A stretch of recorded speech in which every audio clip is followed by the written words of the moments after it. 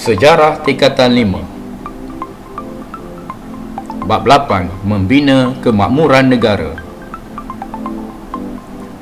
8.4 Pelaksanaan Dasar Pembangunan Nasional (DPN). Objektif pembelajaran: 1. Menguraikan langkah pelaksanaan Dasar Pembangunan Nasional dan menjelaskan kepentingan penglibatan rakyat dalam pembangunan negara.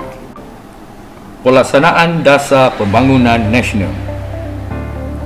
Strategi asas dasar ekonomi baru diteruskan dalam pelaksanaan Dasar Pembangunan Nasional, iaitu membasmi kemiskinan serta menyusun semula masyarakat untuk memperbaik keseimbangan sosial dan ekonomi antara kaum. Pelaksanaan Dasar Pembangunan Nasional juga dilakukan melalui pemilikan modal saham dan pembangunan wilayah. Pembasmian kemiskinan. Kerajaan meneruskan usaha untuk menghapuskan kemiskinan tegar dalam kalangan pelbagai kaum, khasnya golongan Bumiputera. Pemberian subsidi dan sokongan diteruskan kepada golongan penanam padi dan nelayan. Tumpuan diberikan ke arah mempertingkatkan produktiviti pengeluaran mereka. Golongan belia pula diberi latihan di agensi kerajaan seperti Pusat Latihan Kemahiran Giat Mara dan Institusi Latihan Perindustrian (ILP) bagi membolehkan mereka mendapatkan kerja yang berkaitan dengan kemahiran dan berpendapatan tinggi. Penyusunan semula masyarakat. Langkah menyusun semula masyarakat dilakukan dengan pembentukan Masyarakat Perdagangan dan Perindustrian Bumiputera (MPPB). Hal ini bertepatan dengan Perlembagaan Persekutuan Perkara 153. MPPB meningkatkan tenaga kerja dan penyertaan Bumiputera dalam pembangunan sektor moden seperti pembuatan dan perkhidmatan. Latihan dalam bidang pengurusan harta dan etika perniagaan diberikan oleh agensi kerajaan. Pemberian kontrak, kota dan lesen kepada perniagaan milik Bumiputera dan syarikat usaha sama dengan bukan Bumiputera terus dilaksanakan.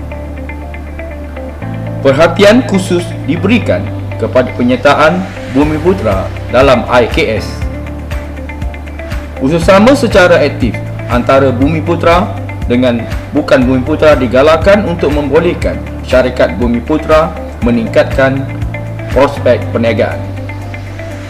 Bagi membolehkan Bumiputera bersaing dalam perniagaan moden, mereka akan didedahkan dengan teknologi terbaru di samping kemudahan modal, maklumat pasaran dan hubungan perniagaan dalam pasaran antarabangsa. Matlamat penyusunan semula masyarakat akan memastikan corak tenaga kerja di pelbagai sektor dan pekerjaan dalam ekonomi bagi mencerminkan komposisi pelbagai kaum dalam negara. Penyusunan semula modal saham. Penyusunan semula modal saham dalam sektor korporat terus dilaksanakan di bawah Dasar Pembangunan Nasional. Langkah ini dibuat supaya bahagian saham kaum Bumiputera dapat dipertingkatkan selaras dengan matlamat asal dasar ekonomi baru bagi mencapai sekurang-kurangnya 30% dalam pemilikan, penguasaan dan pengurusan sektor moden. Tindakan akan diambil melalui program penswastaan bagi memperuntukkan jumlah saham untuk projek yang diswastakan kepada Bumiputera.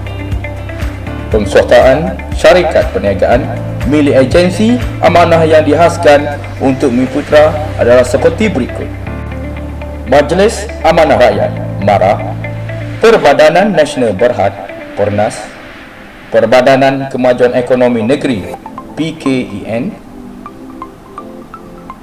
Sesudah itu, pada masa yang sama, kaum Bumiputera diberi peluang untuk menyertai projek penswastaan. Pembangunan wilayah.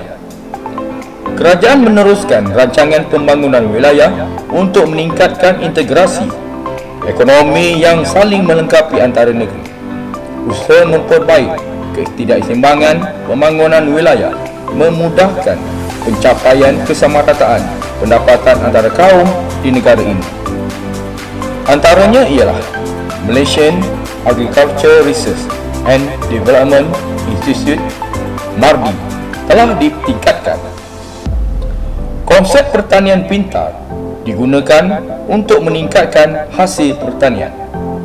Penyebaran industri terpilih digalakkan dengan mendorong sektor swasta menempatkan semula kilang tambahan di negeri yang kurang maju dengan kemudahan fizikal, pendidikan, kesihatan dan perumahan. Kawasan-kawasan ini akan menjadi pusat pertumbuhan baharu ekonomi yang dapat menyumbangkan kepada pembangunan wilayah. Rumusannya, pelaksanaan dasar pembangunan nasional telah meningkatkan taraf hidup rakyat. Penggunaan teknologi moden mampu meningkatkan pengeluaran dalam pelbagai bidang ekonomi. Seiring dengan itu, berlaku kemajuan dalam pembinaan kemudahan awam untuk kesejahteraan rakyat. Kita mempunyai tanggungjawab untuk menghargai dan menjaga harta awam tersebut. Rakyat perlu menjaga kelestarian alam sekitar bagi mewujudkan negara yang harmoni dan indah.